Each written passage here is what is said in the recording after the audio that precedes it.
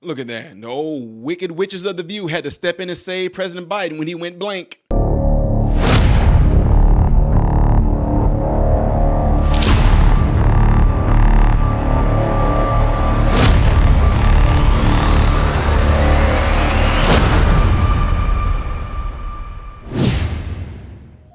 How are you guys doing? Welcome to the channel, Modern Renaissance Man. I appreciate you guys taking time out of your time. I guess you time. I'm having a stroke. Look, I'm having Joe Biden encephalitis right now.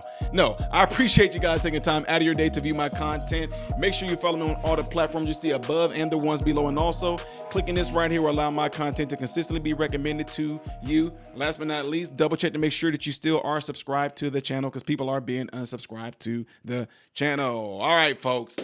Ladies and gentlemen, President Biden went on The View, and of course, it was pretty much going to be what everybody felt was absolutely 100% interesting, and that was Trump. They had to talk about Trump. They were going to talk about President Biden. Oh, how are you going to go out? You know, what are you going to look forward to when you retire? Blah, blah, blah. No, they had to make it about Trump.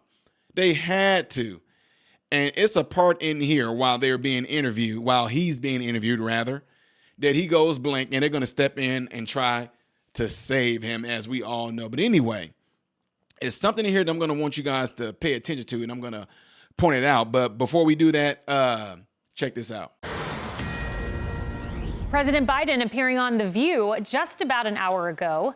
He was directly asked about the attempts on Donald Trump's life. Here's how President Biden responded. He still jokes about Paul Pelosi nearly being beaten to death. He thinks that's funny. Let's see what else. He hinted that the Second Amendment people could do something against Hillary Clinton. And he's calling for a televised military tribunal for Liz Cheney. These are his past statements and ideas. He's blamed now, but now he's blaming rhetoric from you. That you inspired these two assassination attempts. After all of the calls for violence, you know, take them out, all the rest of it, you know what it is. Don't you think that that is just unbelievable? And what do you say to that? Well, I think he is the most unusual president. No. Look, when I ran, I said I was running. One of the first major speeches I made was for Independence Hall about democracy. That democracy was at stake. And to restore the soul of this country. Yes, and look, Trump is Careful.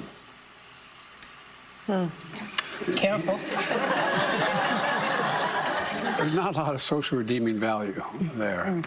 No, you think right.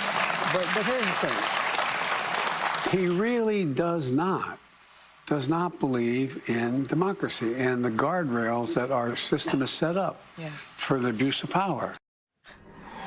Charles, the news cycle today is about the assassination report in Iran threatening to assassinate Trump. And he goes on to say that Trump has no redeeming social value and doesn't believe in democracy. President Biden has spent his entire time in the White House going off on 50% of this country.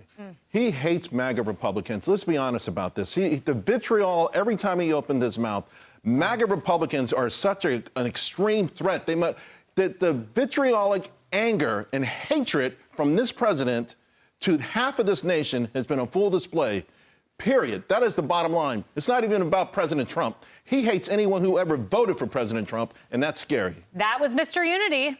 Emily? Yeah, that's right. Mr. Unity, that continues after he said to put President Trump in the bullseye. You're absolutely right, Charles. And this is someone whose rhetoric is, frankly, so below the office that he is privileged to hold. This is absolutely unacceptable. I will await his apology and accountability, his accountability for this rhetoric on the heels of two assassination attempts. You got to wait for the apology. Harris, how difficult is it to say, let's tone all this down? See, I don't know. It's a great question. I think that it is difficult not to say the quiet part out loud when you feel like you've been pushed off the ticket. And look, he tried to gloss it over at the United Nations General Assembly speech, talking about he chose to leave for the great of the country. You think that's good, what he just did for the country? To double down on, well, how much this guy deserves it because he's a threat to democracy? To say the things he just said about Trump after 2 assassination attempts? You think that's good for the country? I'm going to say no, it's not. Biden knows it's not. Biden doesn't care. My big question now is, What else is being said in quiet quarters at the Biden-Harris White House, and how much does she have to say? What's disturbing is that there are a whole lot of Democrats in this country who are taking his marching orders very seriously. There was a Rasmussen poll released last week that found that nearly 25% of Democrats wish the attempted assassinations had been successful. Realize where we are at, because it is scary. Yes, everyone tone down the rhetoric. Not sure why that's hard for a commander-in-chief to say. So just in case you guys didn't catch it, check out this moment right here where she's going to step in and try, and she is going to do it. Joy is going to step in and save President Biden from having one of those moments. Watch, check it out. Trump is Careful. See, Careful. is Careful. even when she started to say careful, he's like, oh, it's not like he had to say something that was about to be so profound or so almost like, ooh, he about to really hand it to Trump, that they were going to be like, oh, no, don't say that, President Biden. Don't say that. No, it's just that he went blank. Now, the other thing I want to draw you guys' attention to is this. President Biden literally just, I'm not going to say he threw Kamala under the bus or nothing like that. That's not what I'm saying. What I am saying is that for those of you that say, Vice President, she couldn't have did none of those things, because what it is, a lot of us are saying that Kamala Harris had the ability and has the ability to stop what's going on at the border right now.